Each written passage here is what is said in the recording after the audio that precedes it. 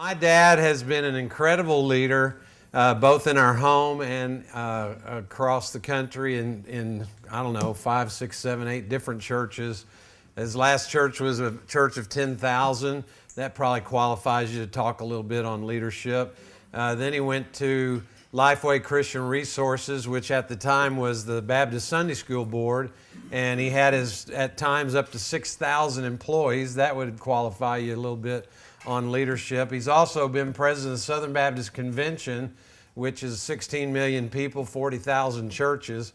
That might qualify you for leadership. And you know, one of the things that I've admired about him, and I don't know if I've ever told him, but when you're in some of those roles, you're in the line of fire, and there's a lot of people that don't really particularly care for what you stand for, don't necessarily like what you hold on to for your beliefs.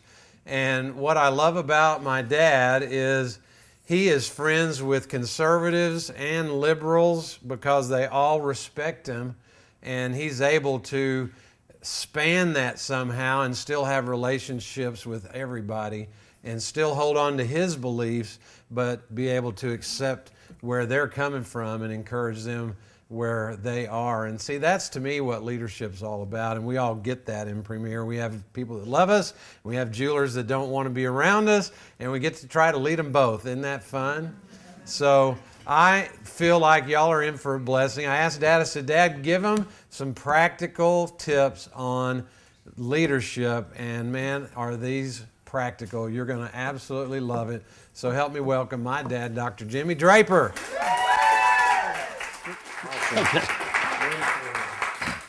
Well, good evening.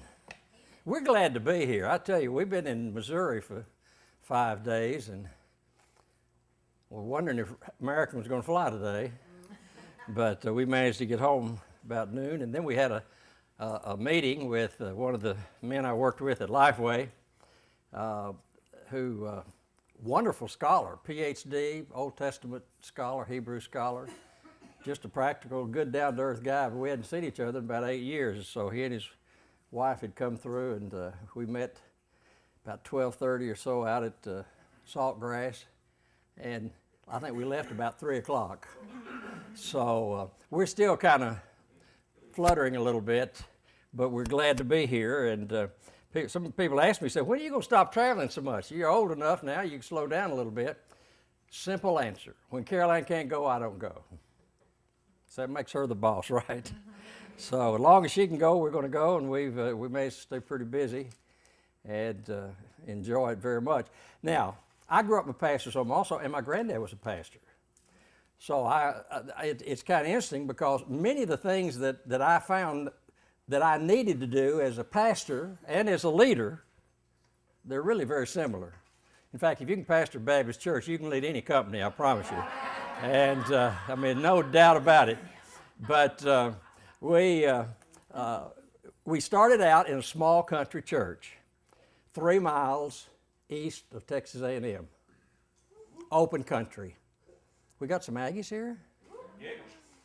Yeah, I say now, I'm like the Aggies, so I don't like, well, I won't say that. I'm not a Texas fan, but I am an Aggie fan. But anyway, we were at Steep Hollow. Actually, the name of the church was the Saints Rest Baptist Church. Can you imagine? Saints Rest Baptist Church, and did they rest? But anyway, it was Steep Hollow Community, so it was just known as Steep Hollow. And but we had to be careful. I was a senior at Baylor. Caroline and I had just married. And I had to keep my car locked all weekend because if I didn't, they put Aggie stickers all over the inside of it. So it was, I wouldn't say it was a hostile environment, but that's down where the kids think when you pray, you say A&M after your prayers. You know, I mean, that's pretty severe, so you have to watch it. But anyway, we were there out in open country church. So I'm going to tell you this real quickly because we've been just about every place you can be. Different kind of settings, inner city, outer city, no city. So we started out in the country, and then our next church was in a town of 362, Iredell, Texas. Anybody know where Iredell is? It's in Bosque County, on the Bosque River. I buried 21 of them in 2 years, so town was shrinking rapidly. And but anyway, so we were in that little town. Our son Bailey was born in Hyco. They didn't even have a hospital or a doctor in Iredale. So we graduated a little bit. Open country, a town of 360. Then our next church was in Tyler. And Tyler was about 40,000 people then. Tyler's really a pretty good sized town now. I think it's well over 100,000, but 40,000 people back then. And good place to raise kids. Lord didn't let us stay there very long though. We moved in a year, in fact 1 year to the day. Shocked as the people were. We just had never thought about it. My dad always told me, he said, assume that wherever you go, you're going to spend the rest of your life there. Now he said you probably won't. But you'll give it a lifetime kind of service for however long you're there. And that's really what, well, that's the way we all approach what we do. So we were in Tyler just for a year, and then we moved to San Antonio. Now you talk about moving from dark East Texas to Hispanic San Antonio. The language of the street back then was Spanish. Only regret I have is I didn't learn to speak Spanish then, because it'd be a great asset now. But anyway, we were there about 4 years, and then we moved to Kansas City. Yay.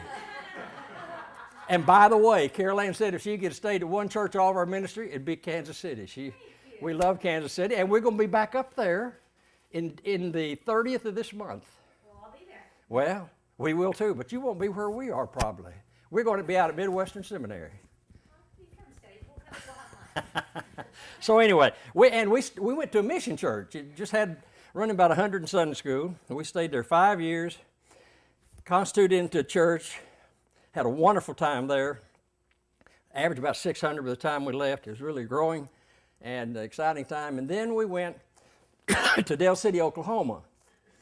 Now, Del City, Oklahoma is a 2 mile by 4 mile little town between Oklahoma City and Midwest City. It is the west side of Tinker Air Force Base. If you've ever been to Oklahoma City. So it's just a little town, 2 miles by 4 miles, but it was the largest church in the state at that time. We had, I couldn't believe it, we had well over 2,000 people there in Sunday school the last year that we were there. We were there 4.5 years. And then we went to First Baptist Dallas, where I worked with Dr. Criswell. I was in charge of the staff, 300 of them. We had staff meetings with microphones and everything, So that was kind of a different setting. Then we came out here to Euless, and so 7 churches in 35 years. We stayed 16 years though at Euless, so that was most of our ministry. And then they asked me to come to the Sunday school board. Now, I mean, just you businessmen, just think about this. Some of you have been in business, other places that just premier, but I'm a Baptist pastor. The only math course I ever had was general math. I never had algebra, I never had calculus, never had accounting. I had no business experience. I was 55 years of age, and they wanted me to come to be president of the Sunday school board. At that time, it was a $180 million a year corporation. Well, it's a long story. I won't bore you with the story, but I went thinking I could pastor the board. I've been there about 2 weeks, and it dawned on me one day, they don't need a pastor. They've all got pastors. They need a president. So I decided that I could be president in a pastoral way. Much of what I'm going to share with you today are things I learned working with people while at Lifeway. We were there 15 years, great time, and today the corporation is about a $500 million corporation a year now, so they've had good growth. It's tough business, as you know. Technology is changing fast, and our major source of revenues and services are printed materials. So they're absolutely, one of the reasons I retired when I got to be 70 was that I knew absolutely nothing about technology. I'm technologically challenged, and if it wasn't for Randy, you wouldn't even have a screen up here tonight. But anyway, I felt like they needed somebody who could keep up with technology, and they're doing that. They moved into e-books and all kinds of stuff that I have read about but don't know a whole lot about. But anyway, that's kind of a quick story of a long time, 50 years, various things. Now, let me just, I want to recommend a couple things to you. When you need a book, let me give you a source that is the best source of used books. I don't usually buy new books. I figure if you get a good used book reference, they're going to tell you if it's good or bad shape or whatever. But ABE, Abe Books. Abe Books. You got it up there yet? I think we've got it on one. Yeah, abebooks.com. And and most of the books you get will not cost much. Most of the books I order are $2 or $1. It'll cost you more than that to ship it to you. So you're going to pay about $4 or $5 for the book. I want to point a couple of books out for you. Good to Great by Jim Collins is a great book for anybody to read that wants to build a business. Jim Collins, as far as I know, is not a believer, but it's a great book. And he has a chapter in there called Level 5 Leadership that is really good, and I'm not going to really go into it except he has a basic premise. Level 5 leadership, I think it's chapter 2 in there, isolate the single most apparent and significant personal characteristic of leaders whose sustained growth over 15 years. And the ones that did that, he called Level 5 leaders, and he said they were modest, humble individuals with a strong determination to see the company succeed. He gave 4 principles to relate to that statement. First one, we'll just look at them quickly. Level 5 leaders are passionate for their companies and not for themselves. I hope that you understand that you're part of a company and that you're an important part of that company. But you need to be very passionate about what you do and very supportive of the company. That's just, we'll talk a little bit more about that later. Principle number 2, Level 5 leaders set their successors up for even greater success. I bet y'all never thought about who's going to follow you in your business, did you? Well, it might be a good thing to think about that. My dad always told me that the real test of your ministry is not what happens while you're there. It's what happens when you leave. And so I think, I would just encourage you, think about who's going to take your business. You don't want it just to disappear and you walk away. Anyway, that's an important principle, level 5 leaders. Alfred North Whitehead said, a wise man is a man who plants shade trees he'll never sit under. Principle number 3, level 5 leaders are modest about themselves and their accomplishments. They don't brag, they don't carry on, we'll talk some more about that, but that's what he found out. Number 4, level 5 leaders have an unwavering determination to do whatever it takes. And you see, it's a picture of people who are humble, who are service-minded, who are passionate, and yet gentle, yet firm. And he calls them the level 5 leaders. When he comes down to the end of that chapter, he asks a question that he doesn't answer. He said, where do they come from? He never answers that question. His explanation is, it's the black box within the box. It's the black box inside the black box. And he just leaves it there. But let me tell you very, very honestly. Jesus is the one who opens the box. Everything you need to succeed in business is related to and tied to your faith, your devotion to God, your calling, your relationship with Him. And it all comes from a relationship with God. And that's how you're going to succeed as you lead your business, as you build your business, is to rely upon Christ and to know that He's the one that's going to make you success. Every principle that I found in business and every business book I've read, you can find in Scripture. They're all biblical principles. So it'd be wise for us to build a familiarity with and a great appreciation for the Word of God and the faith that comes from relationship with Christ. Now, I want to just give you some practical guidelines. None of this is rocket science. It's just real practical stuff that I hope will help you, practical suggestions. The first one is very obvious, but I really have to start there. Make time in your life for your relationship with God. Make time, develop and maintain a personal relationship with God. No one's going to let you have that time. You're going to have to fight for it. You know, the hardest thing I had to do as a pastor was to find time to be alone with God. Everybody wants a piece of you. Everybody wants some counsel from you. They want you to do this or do that. So find a time. You'll have to fight for it. No one really believes you need it, especially pastors. Don't you know pastors just get up and the Holy Spirit comes and poof, there's a sermon pops out? Oh, he doesn't have to do anything but just get up there and there it comes. You know that, don't you? It might surprise you to know that it took me 25 to 30 hours every week to be ready to preach on Sunday morning. I always told my deacons, I earn my salary if I don't do anything but preach because of the time involved to prepare, to present the messages. It just takes time, but you have to fight for that time. So make time to develop and maintain a personal relationship with God. Number 2, make time for your family. Make time for your family. That's one of the hardest things in the ministry too, because everybody else wants a piece of your time. But you know, a wise minister, wise pastor will realize that it would be a tragedy if he helped everybody else's children and lost his own. Now, I could give you some examples of that you would recognize immediately of contemporary ministries that are still active today. But you make time for your family. I always put my kids and my wife on my calendar. Y'all have calendars, don't you? Got plenty of things you got to do. Find time for your family, for your husband, for your wife, for your children. When I was in Dallas, now Dr. Criswell was one of the most remarkable individuals I ever met. And I don't know whether many of you may not have had a chance to hear him. Go to wacriswell.com and you can hear virtually any sermon he's preached in the last 40, 50 years of his ministry.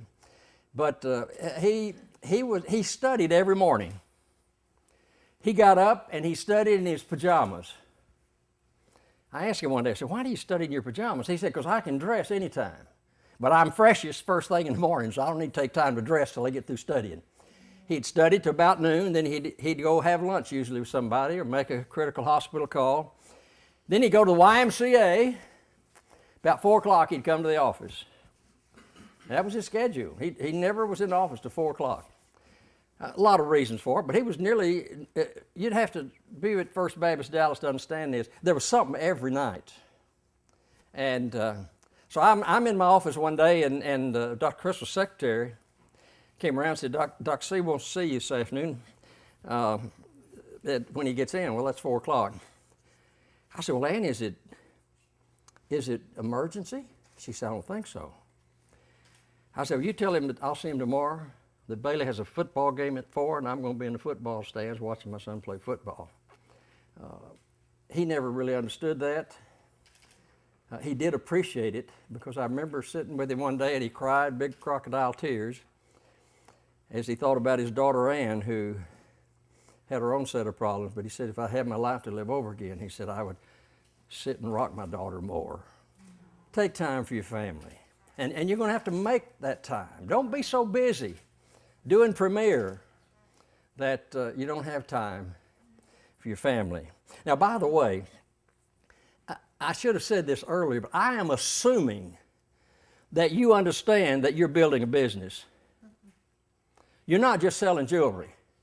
If you only view Premier as a way for you to make a little extra money, pay a few bills, you're going to miss the whole point of it.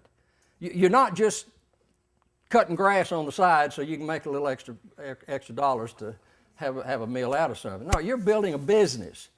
And so you need to approach what you do, whether you have 2 or 3 in your downline or 300 or 400 or 3,000 or 4,000. You are building a business, and you need to understand that. In the midst of that, make time for your family. Number 3, be an encourager. Everybody needs encouragement. It's just, my dad told me, he said, be kind to everybody because everybody's having a hard time. Isn't that true?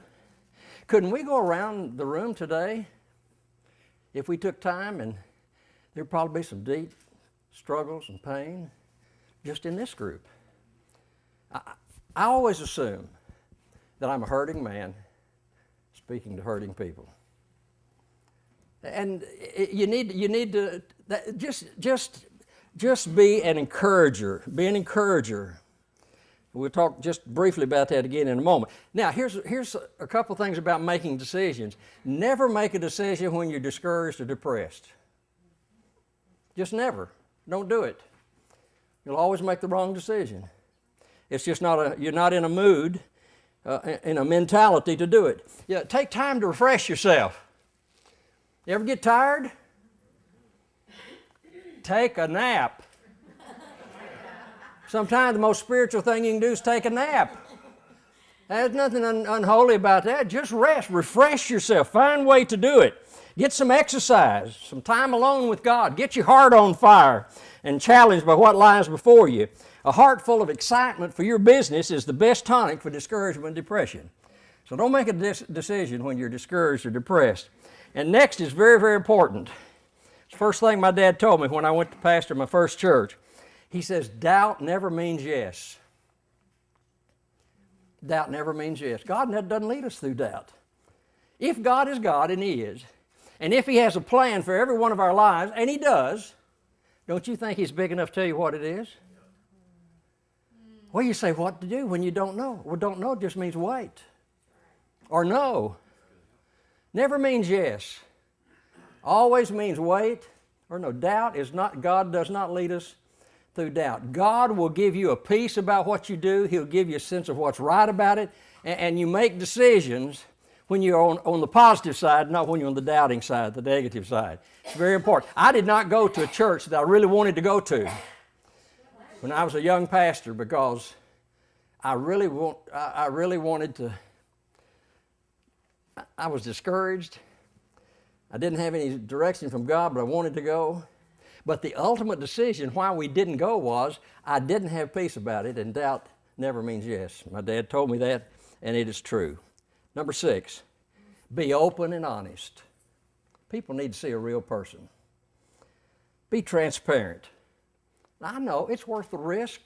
Some people will take advantage of it, but for the most part, it is the key to effective leadership. Vulnerability is important. Just be yourself. The compliment that I cherish the most that I've received in my life are what my kids said. Dad's the same in the pulpit as he is at home. And I didn't know for a while how good that was, but you know, it means I determined when I graduated from seminary, I had a seminary classmate who went to a very large church. Right out of seminary, he's pastoring a church running several thousand.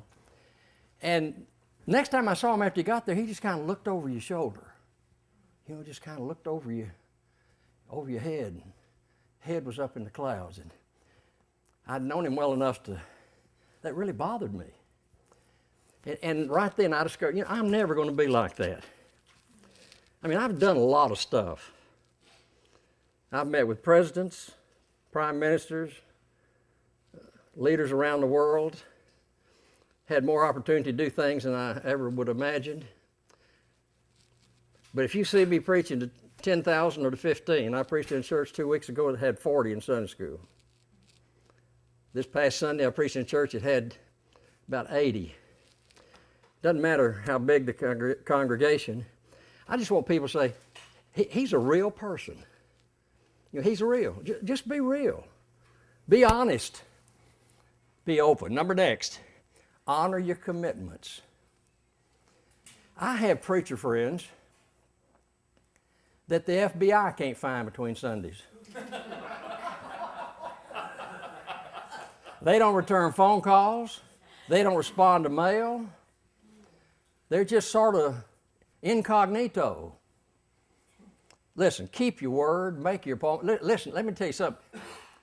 Answer your emails, your mail, return your phone calls. When I got to Sunday School Board back in 1991, there was no rule about how they responded to customers. Now, you could just imagine this. I found out, number one, that if someone wrote a letter or made an inquiry at the Sunday School Board, they would probably get a letter like this: "Dear friend, thank you for your letter. We appreciate your concern, and we're looking into it." You know, that, which is nothing. And returning phone calls, I don't know if some phone calls ever got returned. So I called the VPs in and I said, we're going to have 2 new rules. Number 1, you'll return every phone call within 24 hours. Number 2, you'll answer every letter within 5 days. Now, the reason I gave him 5 days is because most of the letters were theological questions about what we had in some publication. Well, they'd have to do some research on that because you might not realize this, but the materials that go out from Lifeway are basically written by people like you. They're not written in Nashville by and large. They're edited there. So sometimes the question comes in, why did the author say this in the June 1946 publication of such and such? Well, they have to do some research. I said, you'll reply in 5 days, and you will send me a copy of your reply. And there'll be no form letters. I said, now you may give the same information in every letter, but you need to make sure you let that person know, I read your letter and this is an answer to your letter. Well, it changed the whole culture. It's very important. Keep your word. Discipline yourself to answer your mail and to return your calls.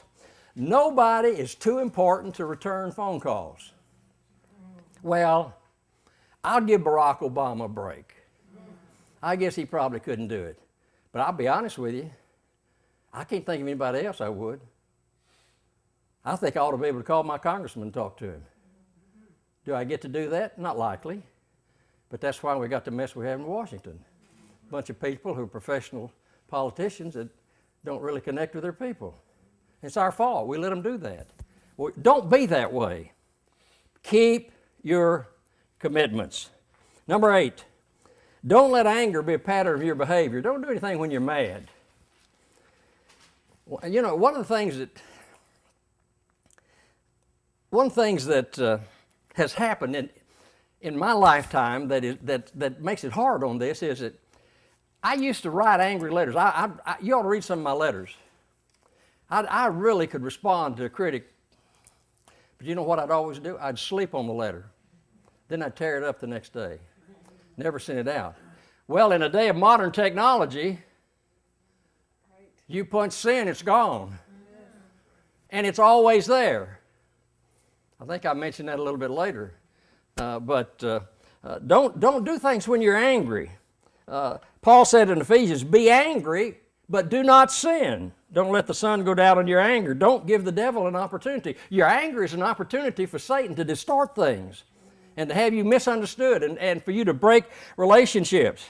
Acting out of anger is dangerous, and you ought to be very cautious when you're about to respond to somebody and you're angry. That would be an exception to return your call every day and answer your mail quickly. You need to think through those things. Don't let anger be a pattern of your behavior. Number 9, be quick to forgive mistakes. Did you know that nobody makes mistakes on purpose? I have never met anybody in my 77 years that got up in the morning and said, I'm really going to screw up today. I just never heard anybody do that. Nobody makes mistakes on purpose. So what we need to do is be quick to forgive mistakes. Use mistakes as a learning opportunity. I bet every one of you have a jeweler that drives you batty. They're always wanting you to do things and this and asking questions and making mistakes. And now don't be hostile toward people that make mistakes, because you're going to need forgiveness yourself someday. All of us do. I love to ask a question when somebody makes a mistake. Did you do that on purpose? It's a great question, because they always smile, as if to say, well, duh, nobody does it on purpose. When I first got to Sunday School Board, we had the only satellite link in Nashville that was open, that people could come in and rent the time. It was at our place. And so we had a lot of the country music stars and entertainers who would come, and they would record things and send things out through our connection. And I'd been there about 2 months, and this guy called me and said he was down in communications. And I hadn't met everybody, didn't know him, but he said, I need to tell you something, I think. I said, okay, shoot. He said, well, you know we have a satellite link. I said, yeah, I know that. And you know we have people come in and rent time from us. I said, yeah, I know that too. And you know we have strong guidelines about what they can say and what they can do when they're renting the time on satellite from us. I said, yeah. He said, well, Hank Williams Jr. was in here the other day. and it was a live feed. It was not recorded. And he is doing his thing, and all of a sudden he takes off promoting his Budweiser beer tour. And so I asked him, I said, well, did y'all let him do that on purpose? Oh, no. I said, okay. I said, as long as you didn't do it on purpose, it's okay. I said, I'll take the heat for you, and you just don't let it happen again, which was a shock to the company, by the way, because the previous president would have fired him. But about 3 weeks later, we have trustees all over the country. Had a trustee in West Virginia, little West Virginia. And he said, Brother Jimmy, he said, in the Huntington, West Virginia newspaper this week said there was a picture of Hank Williams. And it was talking about how he was promoting his Budweiser beer tour. And he was standing in front of a television set, and there was a sign on the set that said Baptist Sunday School Board.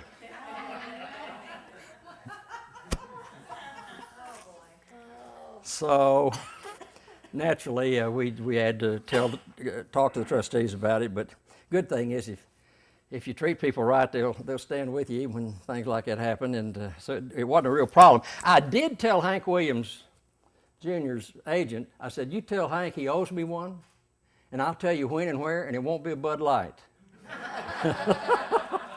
So the point is, that was a teachable time for that employee. And it's something we all need to be. I can't tell you how many times I've had to say I'm sorry. I mean, I have done some Lulus. I have written so many letters of apology that it sometimes wearies me. But I tell you, you ought to do that. You know, my dad said, son, you don't always have to be right. Because he said you won't be, and everybody will know it. So when you're not, you ought to just admit it. Say, I'm sorry. Practice being quick to forgive people. It's very, very important. Next, build strong relationships. You realize we need each other? Oh, I know there are a few people out there that think they don't need anybody. But I want to tell you something. I've lived my life knowing that I desperately needed other people. And everybody, I think, that is successful is someone who understands the importance of teamwork, networking, co-workers. Jack Welch was president of General Electric for many years.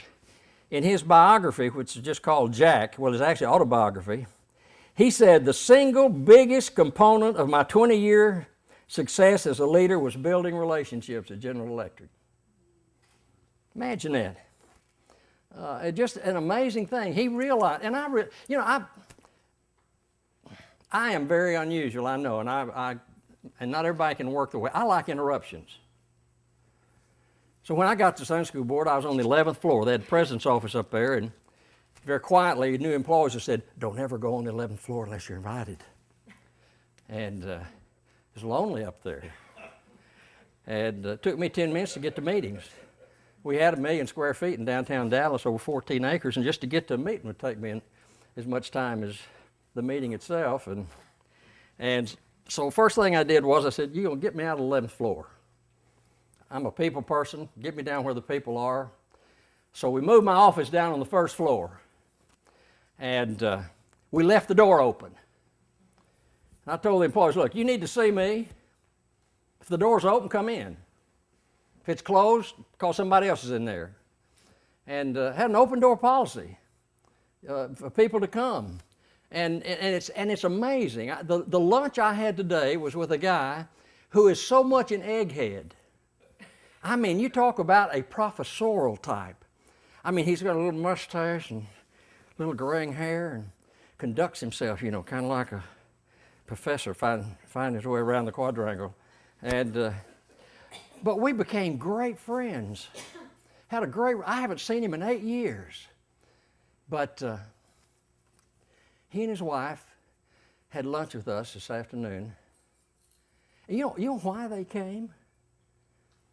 I'm going to jump ahead of myself a little bit. He said, I just want to thank you for believing in me.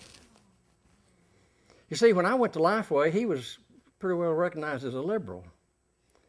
And most of my friends thought he ought to be fired. Now, by the way, the children of Israel spent 40 years in the wilderness because they went with the majority. So don't get hung up on that. But anyway, they spent 40 years because of their refusal to do the right thing. Build relationships, and trust them. Trust them. I read the book that the people were concerned about. I didn't like the book he'd written. But you know what my policy is? I'm going to trust you till you prove you can't be trusted. I'd rather be wrong 99 times and right once than to be right 99 times and wrong once. Build relationships with people. We need each other. Greatest illustration of that to me is the redwood trees of Northern California. They're unusual trees. By the way, the sequoias, Caroline and I went up there several years ago. I'd always want to see those big, giant sequoias. I mean, they are huge. I mean, they are unbelievable. There's the General Sherman, that's like 360 some odd feet tall, has a branch about 150 feet in the air that's bigger than any tree east of the Mississippi. I mean, it's unbelievable. Big trees. It's part of the redwood family. You never see a redwood by itself.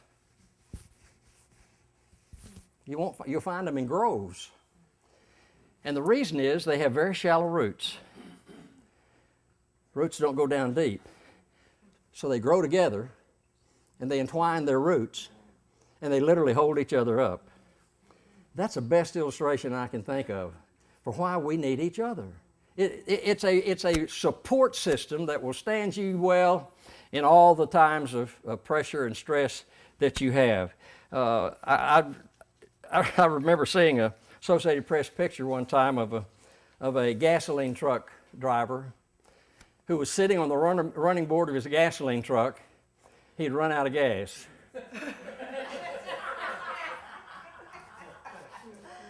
Hey, you need somebody. We need each other. Can't do it by yourself. Next, cherish and protect friendships. Treat your friends, build relationships and friendships and be true to those friendships.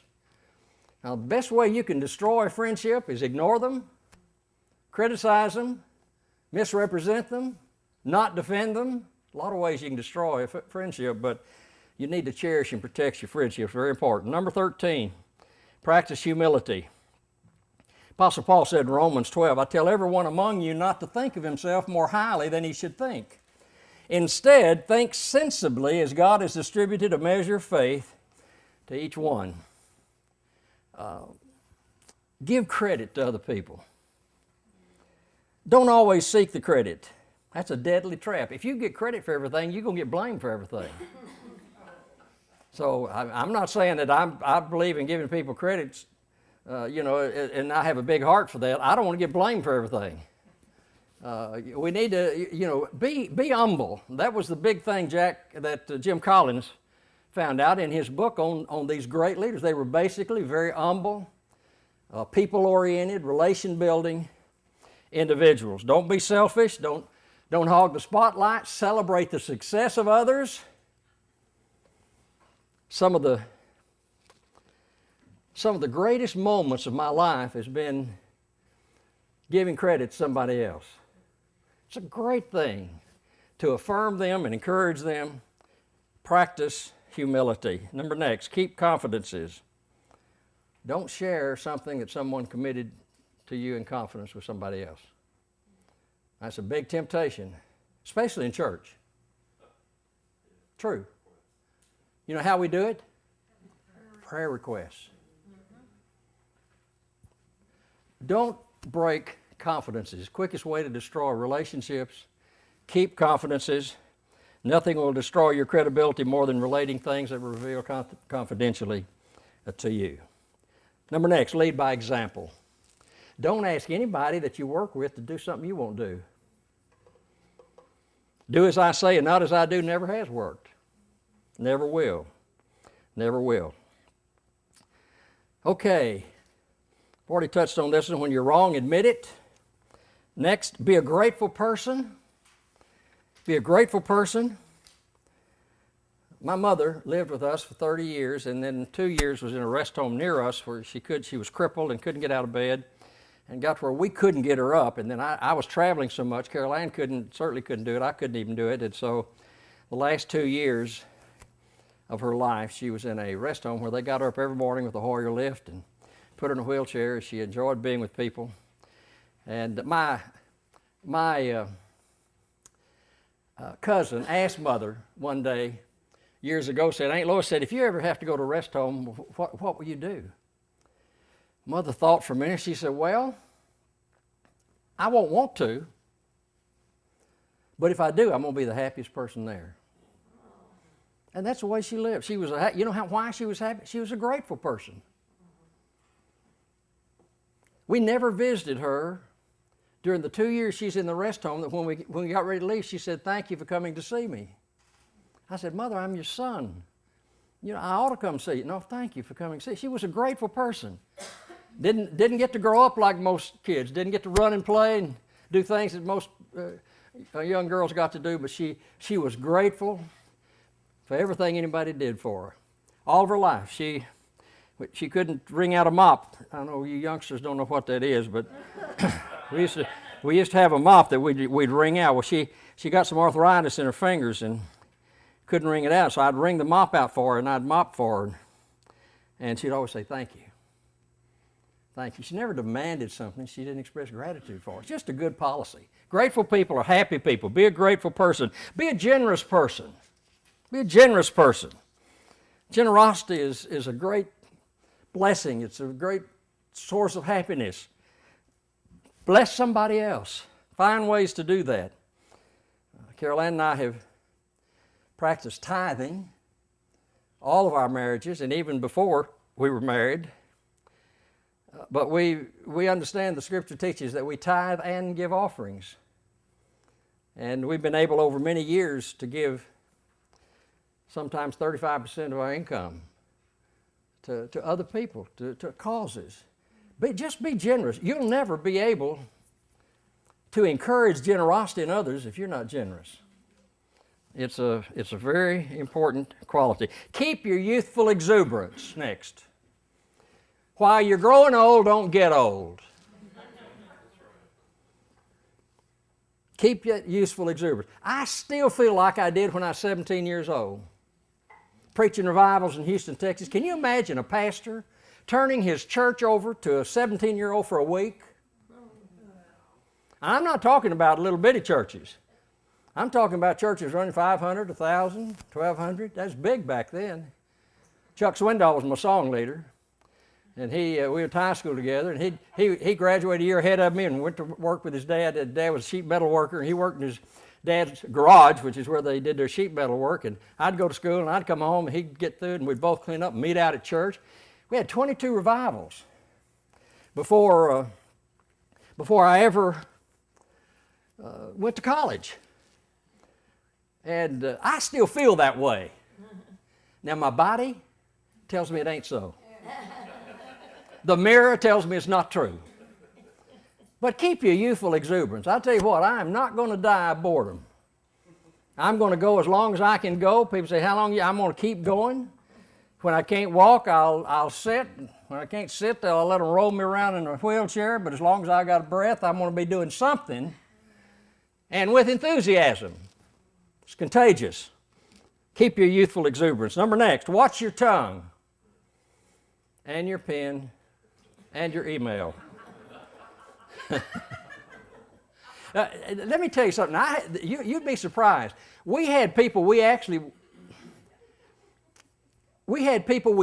fired because of some things they sent on the company's email.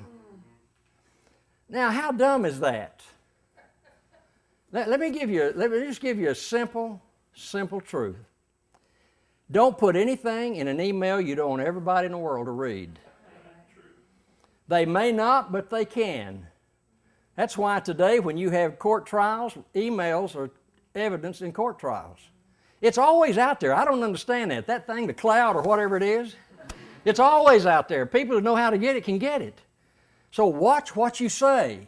Watch what you write. Watch what you email. Very, very important. Number next, 21. We're going to have to hurry. I'm going to have to just mention these and go. Caroline's going like this. That usually means circle till you find something to say, but I don't. I guess she's mean I better come. Okay, I'm going to do this fast. All right, number next, be accountable. Have an accountability partner. As a pastor, I met with my deacon chairman and vice chairman and secretary treasurer every Wednesday morning at 6:30. Now, I did that for a lot of reasons. One was they were the deacon leaders whom I worked closely with. I wanted to build relationships with them, but it's also an accountability time. They knew that if they needed to correct me or warn me about something, they could do it, and we'd pray about it. You need some accountability. Responsibility without accountability is dangerous. Be accountable. Number next, always be teachable. Always be teachable.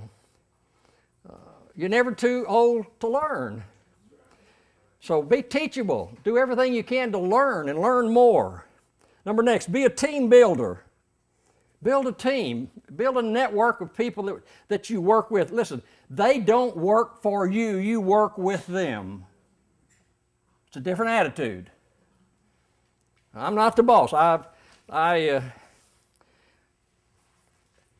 guess I could be the boss and did make decisions that had to be made, but I always tell people, we work together. I told Trent today, I thank you for the years we served together.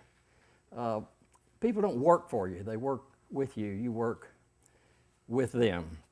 It's a very important distinction. Okay, be a team builder. Number next, don't be afraid to change.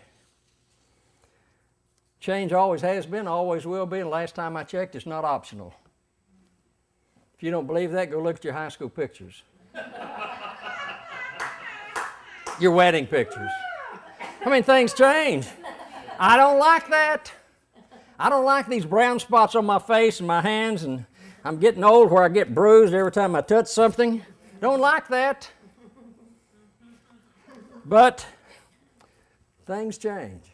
Don't be afraid of change. Change is inevitable. Now, my generation is really bad about change. I'll just be honest with you. I get disgusted with my own generation.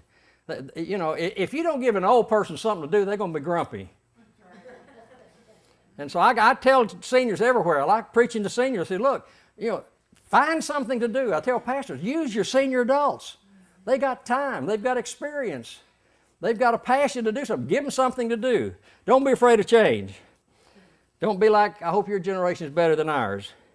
Our generation, grumpy about everything. We don't like the music. We don't like the organ. We don't like the sermon. We just don't like things. It's different. Doesn't look like it did. My pastor preaches without a tie. That's not right. Pastor ought to have a tie. Don't be like that. Don't be afraid of change. Have a schedule, but don't be afraid to change it. Going on mission trips is the best thing that ever happened to me. The first mission trip I went on to Africa, nothing we'd planned happened. I took a stack of sermons thinking I was going to preach a revival in a church in Mombasa, Kenya. And we got there and we spent the whole week standing in the back of a pickup out at the crossroads where people walked and came home to and from work. And we'd give about 3-minute sermons and invitation, ask people to be saved, and take those that came around behind and somebody else would get up. Nothing we'd planned worked. Be flexible. Don't be bent out of shape if something is changed. Roll with the punches. Prepare for the unexpected. Don't be surprised by it. By the way, but don't give up all traditions. All traditions are not bad. Okay, number next, always treat others with fairness. Life is not fair, but you ought to be. Treat others with fairness. Number next, and I wish I had time to really read you an illustration on this, but I don't, but be a good listener. Be a good listener. My mother told me, said, you're not learning anything while you're talking. So learn to listen. If you don't learn to listen, you'll never learn. Very important. Very important to learn to listen. Number 27, we've already talked about, be kind to everybody. Everyone's having a hard time. I just simply say it's never right for us to live and act with disregard for people's feelings. Treat people well. They'll follow you anywhere if you treat them nice. Sometimes we spend time just thinking about some heroic thing we want to do when really all the world really needs us to do is just be simply kind to people. do kind acts. Tell you an illustration about that too, but I don't have time. Okay. Number next, practice hospitality. Invite people into your home. We have, if you look at our house next door there, you'll find that there's a rock out front that has Hebrews 13:2, I think it is, on it says, always beware lest you neglect strangers because you may entertain angels unaware. Be hospitable. Randy and Elizabeth have about 4,000 people a year through their home. Y'all are about 28 of them. They learned hospitality. It's very important. Number 29, be efficient and effective. You can be efficient without being effective. So you need to be both. Number 30, master time management. Master time management. If you don't master time, it'll master you. And by the way, listen carefully, this is going to surprise you. Nobody has any more time than anybody else. How many times have you heard say, well, we need to ask Joe because he's got lots of time? No, he doesn't. He's got the same amount of time as everybody does. It's just how you manage your time. That's very, very important, and you need to work hard at that, and there are a lot of good books you can go and look at. Number 31, be a strategic thinker. Never tell why something can't be done, but why it can be done. Why it can be done. Number 32, continue to stretch yourself. Don't settle for mediocrity. That is really, really important. Should be for all of us. I hate to work with people who are mediocre and who are happy about it. Stretch yourself. Number next, don't be afraid to fail. Did you know that world-class surfers wipe out 90% of the time? But they never learn to ride the big waves if they don't come back and get back on the board, go after it again. Continue to stretch yourself. And the word crisis is an interesting word. In Chinese, it's composed of two figures. One means danger, the other means opportunity. Danger, opportunity. Don't be afraid to fail. Chuck Swindoll had I love Chuck Swindoll. We don't get to see each other very much. I read his books and I think, why didn't I think of that? I knew that. And but he made a statement one time. He said, mountain climbers connect themselves to one another with a rope to keep the one at the end from going home. An unknown author said, man cannot discover new oceans unless he has the courage to lose sight of the shore. Don't be afraid to fail. You just have to launch out sometime. Be servant leaders. Wish I had time to talk to you about that. If you viewed your position as a servant to the people that you worked with, you'd be a huge success. Now, Richard Foster, the author of Celebration of Discipline, is a Quaker author. Some of you may have read him. Your pastor probably knows his works well. But in an article back years ago in Christianity Today, he wrote an article that pointed out the difference between serving and choosing to serve. He said, if you choose to serve, you're still in charge. You determine who you'll serve, when you'll serve, how you'll serve. But if you choose to be a servant, you become available, vulnerable. It's important. Be a servant leader. Number next, face problems head on. Deal with them quickly. They never get better with time. If it's a problem now, it'll be worse tomorrow. Find ways to deal with problems quickly. Number next, perception is the cruelest form of reality. You don't have to be guilty to be hurt. You just have to be accused. If it's perceived to be true, then it's true, whether you like it or not. Perception is the cruelest form of reality. So be very, very careful.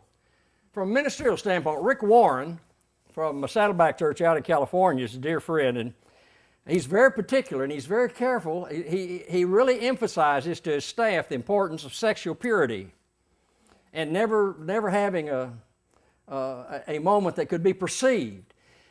He has a policy. He will not ride on an elevator in his own building with a woman by herself. In fact, he said it's kind of a joke around the church now. He said if he walks up and there's a woman fixing to get on the elevator, she'll say, well, you going to go or you want me to go? Perception. Be careful about perception. Now, and I say that, well, I'm not going to get off on that. Okay. Create ways to measure success. What would success look like? What would be a success? Find ways to measure your success and get comparable benchmarks. Don't compare your business to a larger business or a different kind of business. Measure standards for goals and success. I've already mentioned this, trust is better than suspicion. Better to trust others and be suspicious. Number 39 is a sort of goes along with forgiveness, but be a redemptive person. Be a redemptive person. Help people who've made serious mistakes. That's important. Just because someone made a serious mistake doesn't mean they ought to be kicked out. Put your arms around them, cry with them, encourage them, help them. Be a redemptive person. Number 40, communicate the vision. Dare to reach for the impossible. Focus people's eyes on the future, not the past. Not even the present, on the future. People need information and inspiration, and they need to take ownership of a vision, and that's what you need to do. Give clear instructions and make your expectations clear. Minimize ambiguity and obscurity. My brother sent me something. He teaches up at Southern Seminary. He sent me this. I have it in my office. He says, I know you believe you understood what you think I said, but I'm not sure you realize that what you heard is not what I meant. Be clear. Okay. Next, learn to delegate responsibility. Be a delegator. Now, Elizabeth is the best delegator in the world. I hate to ask her to do anything because she's going to give me something to do what I ask her to do. And by the way, she'll get everybody else to do it, and then she just sits and kind of watches it happen, you know. But it's a great gift. Delegation is really important. Learn how to give away responsibility. Give it to other people. Delegate it to others. It's very, very important. Very important. Don't take criticism personally. Boy, a preacher really has a problem with this because any preacher worth his salt is going to get a lot of criticism. But don't take criticism personally. Just read what they did to Jesus. It's important. Don't take it personally. They don't mean it personally. If anybody else in the same place, they'd be getting the same criticism. Next, keep a good sense of humor. Learn to laugh at yourself. And if you're like me, you got plenty to laugh at. Don't be afraid to do that. Keep a good sense of humor. It'll put you in good stead. Next, be a loyal person. This is a character trait. You're either loyal or you're not. You can't buy loyalty. You can't teach loyalty. You need to give loyalty to the people you work with and the people that you are responsible to. But be a loyal person. That people often ask me what I look for when I'm hiring somebody, and whether it's at Lifeway or whether I'm trying to find a staff member at a church. I know I want them to be a good, solid believer and walking with the Lord, but the quality I want of them the most is loyalty. I'm not talking about loyalty to me, just loyalty to their job, loyalty to what they do. They have a responsibility, and they're in a team, and they need to be loyal. That's very important. Be a loyal person. Don't be surprised by opposition is next. Face it with confidence. It will come, but my favorite scripture is, this too shall pass. Don't be surprised by opposition. Number 46, pour your life into a few people. Reproduce yourself. Reproduce yourself. Caroline and I were in Branson last night. We had stayed over. I preached up just north of Branson on Sunday, and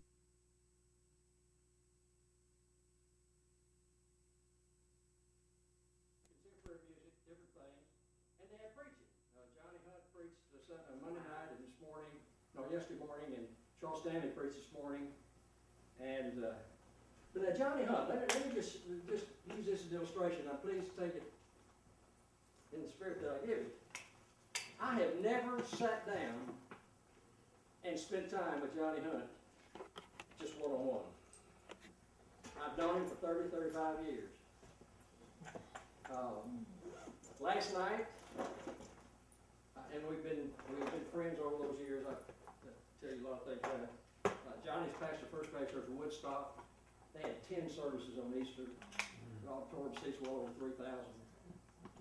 But Johnny in that meeting had Caroline and I stand up last night he said, my mentor is here. He said, he's influenced my life.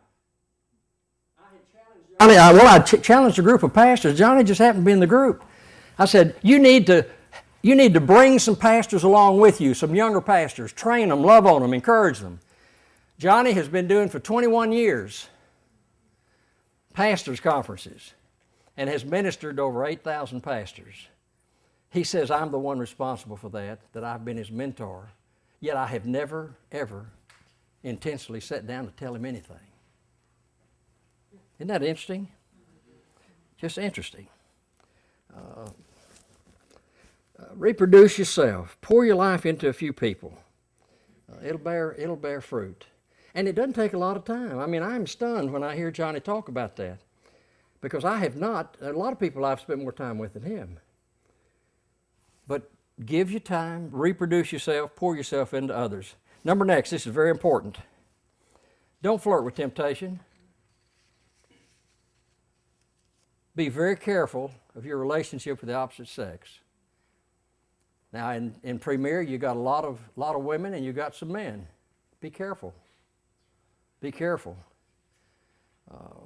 The Apostle Paul had a serious challenge in 1 Corinthians 6, 19 and 20, and talked about sexual immorality.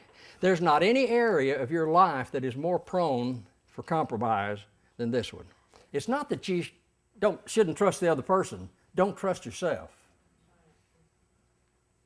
That's why when God was telling the church at Galatia through Paul that if someone stumbles and falls, restore them, he said, and by the way, look out for yourself, lest you fall also. Just be very, very careful. Never visit with the opposite sex alone. Always have a responsible third party when you deal with the opposite sex. I always took Carol Ann with me on visitation when I was visiting, or somebody else. Now, it was the reason why I took Carol Ann. She's a great visitor, but people are nicer to me when she's around. And so if I have her there, it's a good protection. People are going to be a little bit nicer. Plus, she has a sharp eye. She can tell if somebody has some ideas that are not healthy. She can protect me. It's just very important. She's my best defense against temptation and against my poor judgment.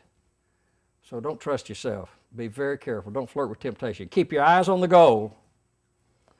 Keep your eyes on the goal. Know where you're going. If you don't know where you're going, you'll never know when you get there.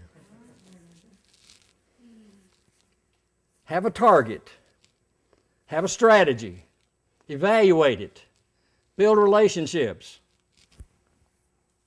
Treat people right. Be considerate, thoughtful, pouring yourself into other people.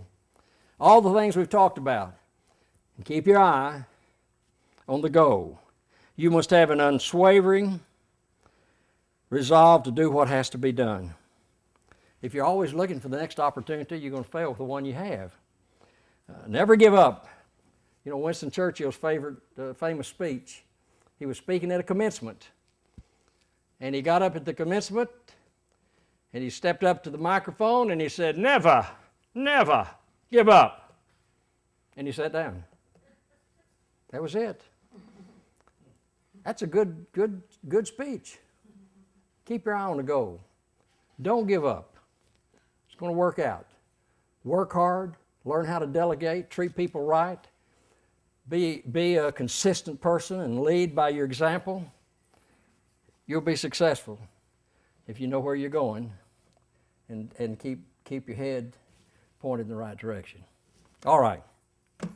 Randy, I'm through.